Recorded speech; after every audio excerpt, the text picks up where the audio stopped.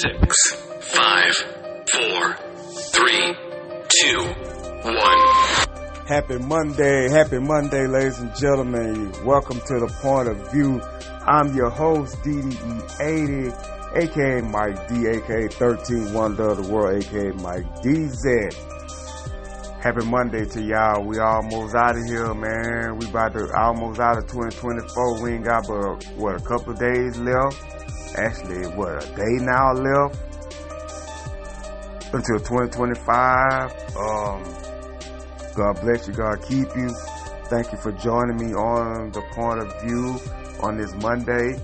We know that in about 50 minutes, WWE on USA Monday Night Raw is going to cap off its last show. Not only the last show of the year, but the end of an era. Over 35 years Raw's been on USA, besides the 5 years they were on Spike. But this is the end of the era. Next week, everybody that has Netflix, tune in to Monday Night Raw, as Netflix gonna start streaming Monday Night Raw. Not only that, new exciting adventures about to happen on Netflix. So you guys are gonna be able to enjoy Monday Night Raw on Netflix.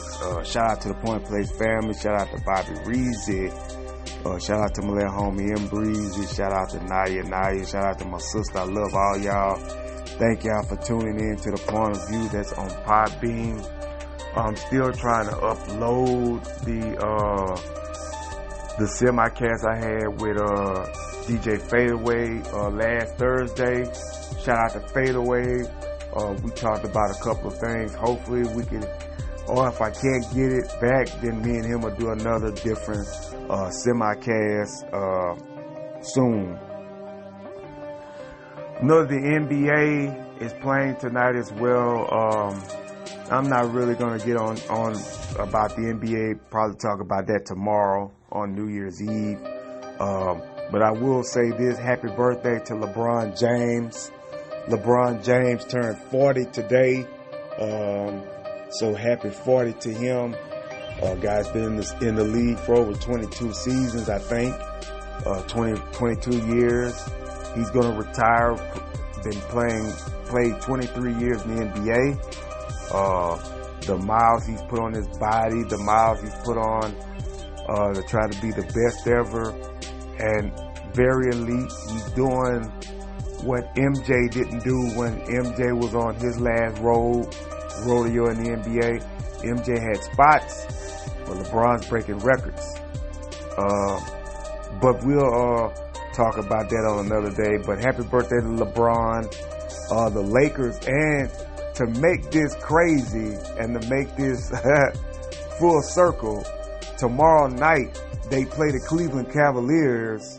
So LeBron's home team going up against his new team, which is the Lakers. So that's going to be interesting to see what happens in that game tomorrow. You know he's going to be geared up for that game. You know he's going to want to play against Mitch and Jared Allen, those boys. Lakers on a 2-game winning streak. They were able to win the other night without LeBron, and they were able to beat Golden State on Christmas. So we'll see what happens with that. But the NFL is starting to wind down. And the Indianapolis Colts got eliminated yesterday because they couldn't beat the Giants. It's going to be interesting to see who all does what. Tonight's game is the Lions versus the 49ers. The Lions has got to win this game tonight because right now the Vikings are number one in their division, and it looks like they're going to be playing for a wild card. If they win tonight, the Lions will once again be the number one seed, and then it'll be down to the last game of the season to see who gets the number one seed or who's going to be a high wild card. And I'll tell you like this here. I don't think it's going to be the Lions, guys, because I think the Lions are going to want to have that bye, and the Lions are going to want to have the home field advantage, especially in the playoffs, and especially when anything can happen. A wild card team usually runs the table at times in the playoffs. Brady did it the a couple of years ago when the Buccaneers ran the table and went all the way to the Super Bowl, not World Series, but went to the Super Bowl and won that thing. So it's possible for a wild card team to do it. So we'll see what happens with that. But tonight, the Lions and the 49ers are playing. I think the 49ers I don't know if they're mathematically eliminated, but I don't think they're going to make it this year. I know that Brock Purdy's got to figure out a way to win without CMC. CMC's not playing this year. He played some and then got injured again. Tonight, Samuel and Kittles and Jawan Johnson and all those boys are going to have to go up against that high-powered team without David Montgomery, but they still got Gibbs, DePorter, and St. Brown. So, the weapons are there for the Lions, just like the weapons are there for the 49ers. It's going to be interesting. I think the Lions will probably win this game by a close, no more than probably by either 3 or 7 points. I think that's what they're going to beat them by. But I think the Lions are going to win tonight. I think the Lions will take back over as the number 1 seed in their division and the number 1 seed in the whole NFC. That's another thing they're playing for as well. My thing is this, though. The Vikings, Sam Darnold had a great season with these guys. Sam Darnold has gotten Addison and Justin Jefferson. They've been there for him this year. And they're already got Daniel Jones as a backup. I think that Sam Darnold's going to be gone after the end of the season. It doesn't matter if the Vikings get a super great playoff push or they get to the Super Bowl and win it. I think Sam Darnold's out of there because I wouldn't. There's no way I get Daniel Jones and don't use him or have him the number 1 quarterback for the Vikings next year. I think that's what's going to happen. Rest in peace to Jimmy Carter. Jimmy Carter died a couple of days ago. He died at 100 years old. And you know what? If you live to be 100 and you die at 100, that's the best way to be. That means God gave you a long time to live. And for you to live 100 years, that's a great blessing by the big man upstairs, man.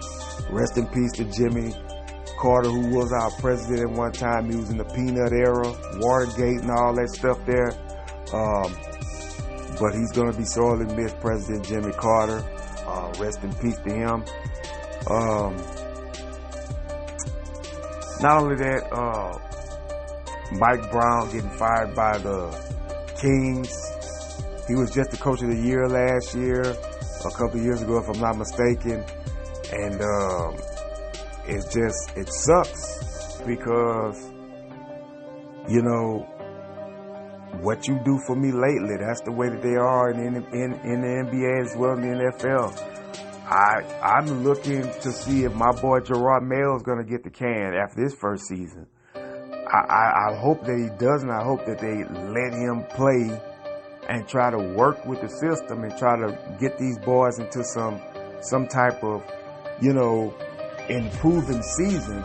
If next year if the Patriots go 9-7 and miss the playoffs, that's a great season for us because we're knocking on the door. Or if we go 7-9 instead of going 3-13 or whatever the record is this year for the Patriots, then let Mayo have a shot, man. Don't just get rid of Mayo right now. I know you guys are looking at Mike Bravel and things like that, but don't just knock Gerard Mayo out the box just yet. Let him see if he can turn this season around next season. Maybe he can. Drake May would have had a year under him. We're probably going to get the first round. Right now, we're looking like we're going to get the number 1 pick. And so we'll see what happens with that as we go forward with the NFL. But it's going to be interesting to see what happens tonight. Of course, college football playoffs still going on as well. As we start the new year, we're going to see who's going to be playing for the BCS championship or rematch from the championship between Alabama and Michigan. That's going to take place as well.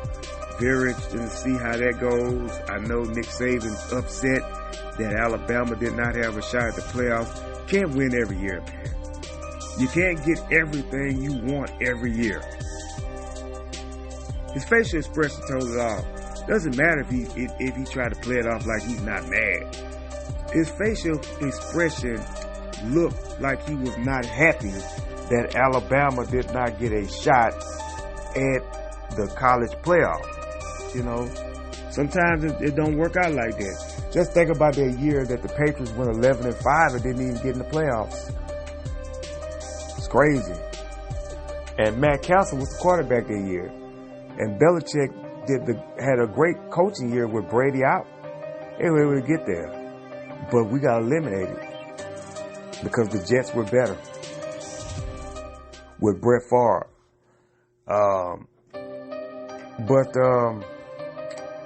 Edge is back in AEW. It's going to be FTR and Edge, Adam Copeland, excuse me, against the Death Riders. Look like they're going to be feuding with them now. John Moxley is still their champion. I don't think the titles switched off anybody's hands at their last pay-per-view. I want to see what 2025 brings in for Mercedes Moné. She's got to lose the title soon. I think Chris Statlander could be the one that takes the belt off of her. Not only that, but I also think that, who do you put up against Daniel Garcia for the TNT title? It's going to be interesting to see. I think you still go with Shelton Benjamin. Okada is still the Continental Champion. He's been riding the wave, him and Jack Perry, since the Young Bucks left. I think the Young Bucks will be back this next year to compete against the Death Riders. Max Caster, and it looks like the Acclaim is about to break up soon. That looks like that's coming out soon as well. And things like that, so AEW's okay. Mariah May beat Thunder Rosa. I think Toni Storm's gonna be the one that probably ends the reign of Mariah May. I think that's what's gonna happen. She's probably gonna end up going back to being the timeless Toni Storm, not the one from WWE that was the friendly type Toni Storm. I think Mariah May is numbered as the champion. I think it will be her that comes back and wins the situation and wins the belt. But yeah, they're starting to pick up a little bit in AEW, just like they're picking up in WWE. Tonight we're gonna see who's gonna fight on Netflix Raw next Monday to become the first ever women's Intercontinental Champion. Is either going to be Lyra Valkyrie or Dakota Kai or Io Sky. It's going to be interesting. It could be Io Sky versus Dakota Kai. Break up Damage Control. Make Dakota Kai the first ever women's Intercontinental Champion, or make Io Sky the first one. And Dakota, goes heel on her. It could possibly happen. Also, great live events by WWE over the weekend. I seen a match between CM Punk and Gunther for the world title. I think they're just trying that out to see how the fans are going to react to it. You could have CM Punk versus Gunther at Mania. I still don't know who's going to fight Gunther at Mania. It's going to be interesting to see who they think is going to be. I don't know who it's going to be yet, but I will know in the next couple of weeks. I'm glad that everybody had a great Christmas. I'm hoping that everybody has a great New Year. I've been going through a lot of personal situations, but I'm just praying that God help me through them. I'm not in no type of depressed mode about anything. That's not me. I'm very, very alive and well. I know who God is. I can talk to God. The book says that He won't put too much on you, the more you can bear. He said, I always cast your care upon Him, for He cares for us. So when nobody else cares, I know that He cares, And I appreciate the big man in the sky, man, big man upstairs, the Most High God upstairs, for still keeping me alive, keeping me well, keeping me, getting me healthy and things like that. Hopefully my health can turn into my wealth one day, That's another blessing that I'm praying, that God will open up the door to where I can just not be rich, but just be, satisfied, just settled, I don't want to be a billionaire and things like that. I just want to be comfortable,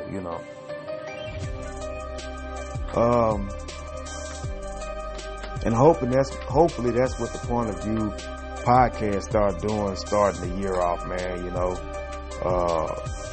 trying to get it together, trying to get what we need to get going, and trying to, look towards the future and not look in the past, but look towards the future and try to, get some type of clout out of this. I'm not doing it for the clout.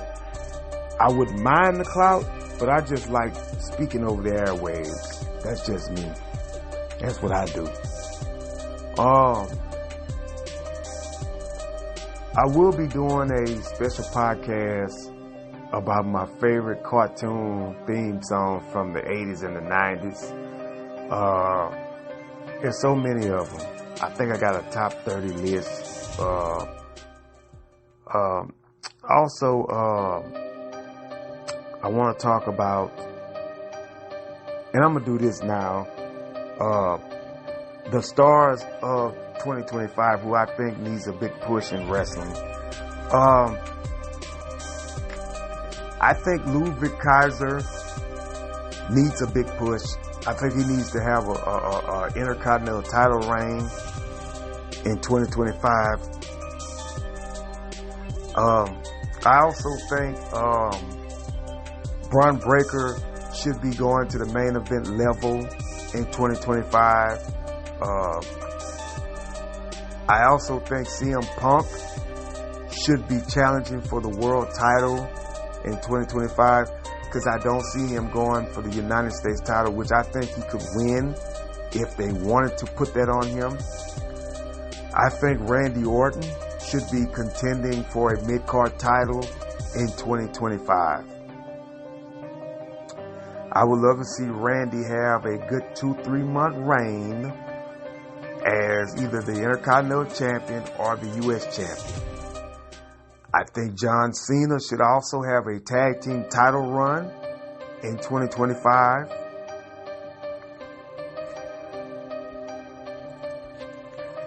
I think that's what it should happen. Those are just my predictions. I'm not the booker or nothing, but I think that's what they should do, in 2025 as well. As we walk into 2025, always remember that God loves us all. Always remember He's there. Always remember He knows the situation. All He wants you to do is just talk to Him about it. Keep your head up. Get your bread. Focus harder on a common goal. Try to achieve your goals in 2025. That's my prayer to everybody.